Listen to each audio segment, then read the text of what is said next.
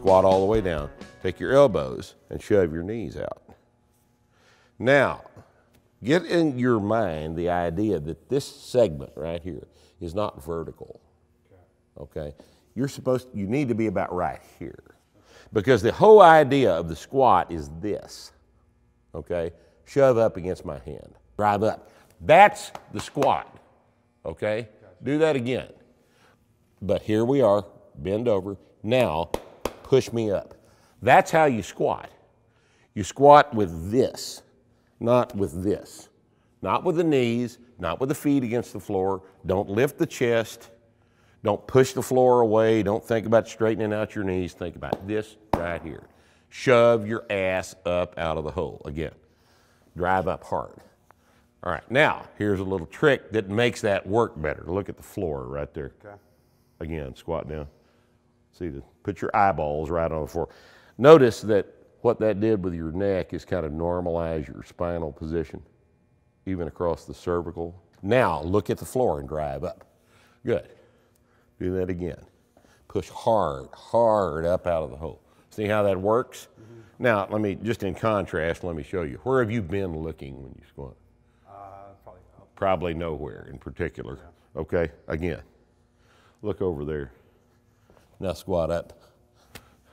Which works best? You're looking down. Looking down actually works best. Your chest is going to go where your eyes go. So if you look up, your chest comes up. If your chest comes up, what do your hips do? They go forward. If your hips go forward, what do your knees do? They go forward too. And if your knees go forward, what happens to your knee angle? Closes, right? And what happens to your hamstrings? They slack distally. They slack from the knee end of the hamstrings. And what are you trying to do with your hips?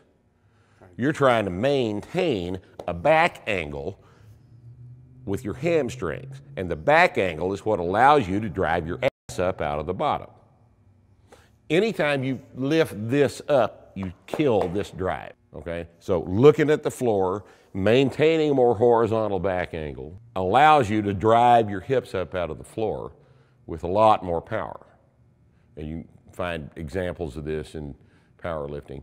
If you look in the powerlifting meets where they actually judge depth, then what you'll see is that there's two basic ways to try to squat. And the one that is the most productive is when we're staying here and staying in the hips, Okay. Right there, okay, feel that bone? Mm-hmm. It goes right under that, it's the spine of the scapula. This is real critical. Okay. And so what you've got to do is get used to the idea that the top position, the rack position of the bar in the squat is not comfortable. Gotcha. It's tight. It's not supposed to be painful, but it's not supposed to be comfortable. It's supposed to be tight. Elbows up, chest up. See, when you do both of those things, you tighten the whole back. So chest up higher than that, chest up higher than that. Good. Toes out more than you want. Good. That's the stance. Okay? Now, the first thing you're going to do when you go down is you're going to bend at the hip. You're going to shove your ass back, and that means this happens to your back angle. At the same exact time, knees go forward and out so that they stay parallel to the toes. Middle of the foot here. Squat. Drive your butt up first. That one was the first one you did correctly. You feel the difference on that? Stand all the way up. Again, knees and hips at the same time. Shove your ass up. There you go. See, you don't worry about this. You'll stand up without having to micromanage your chest. Don't think about your chest. Think about this. Go. That looked pretty good. You kind of feel how it's working now? Make sure the depth is critical. You don't get the bounce into the rebound if you don't get your... Now, that time, you did the worst thing in the whole world.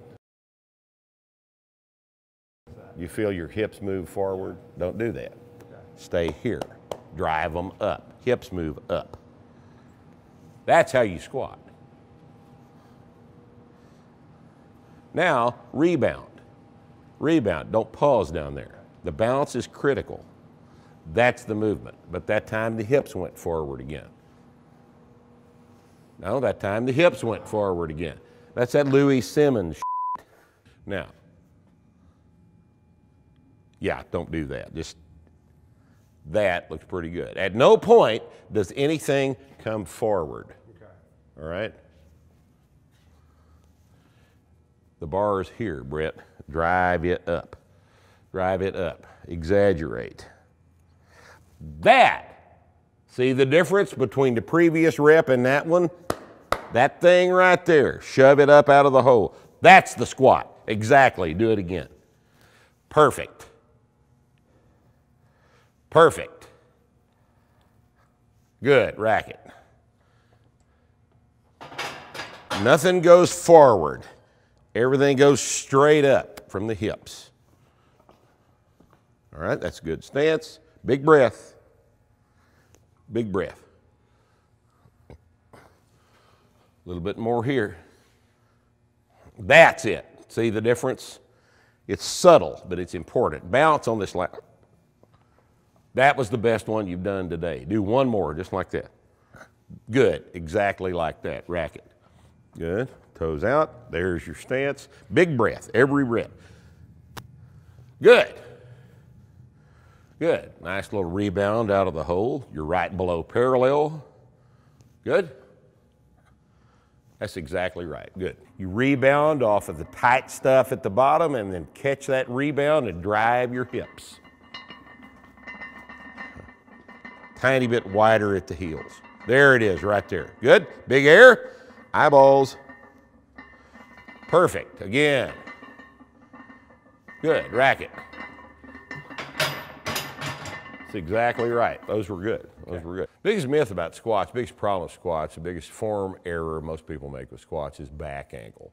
Back angle in the squat is supposed to be more horizontal because we're using the back as part of the leverage system when we squat. And if you try to maintain too upright a back angle, you can't lift as much weight. Now, the problem with that is that the conventional wisdom people, the ones that derive their strength and conditioning credentials from physical therapy, think that, and they've all agreed to agree with each other on this, that a more vertical back angle prevents something that is called shear, okay? Shear is supposed to be a fatal condition that paralyzes people when they apply it to their back, all right?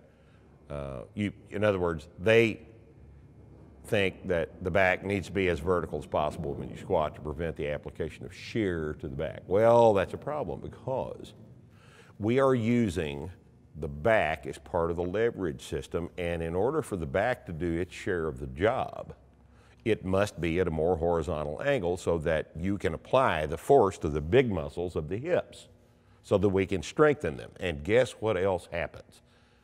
The back gets stronger too.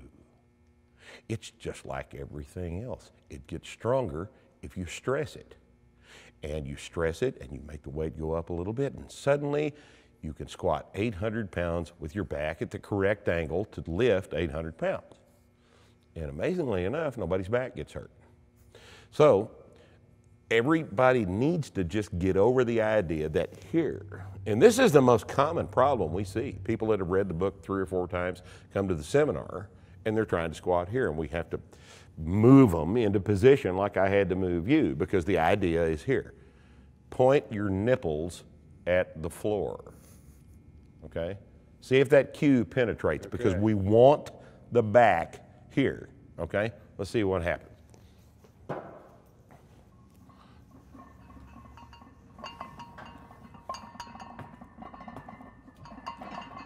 Good. Both feet together. It's like a squat out of the rack. Good.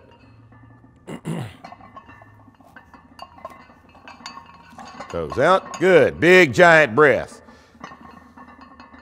Good hips. Point your nipples at the floor. All right. Remember your wrists this time. They need to be tighter. All of this supports the bar. Chest up. That's your stance. Now, big, big breath. That's high. Bury it. There it is. Call that number 1. Drive hips. Drive hips, Brett. Stop, stop. Big breath. 4. Don't exhale on the way up. Big breath. Drive your ass, stay in your ass. That's it, good. When it gets heavy, that moves the bar. Okay. Shove your ass up in the air. You dig into that. That's where strength is. All right. Okay? A heavy deadlift is always pulled like that, no matter what you try to do. Your shoulders behind the bar, that's not what happens. Start anywhere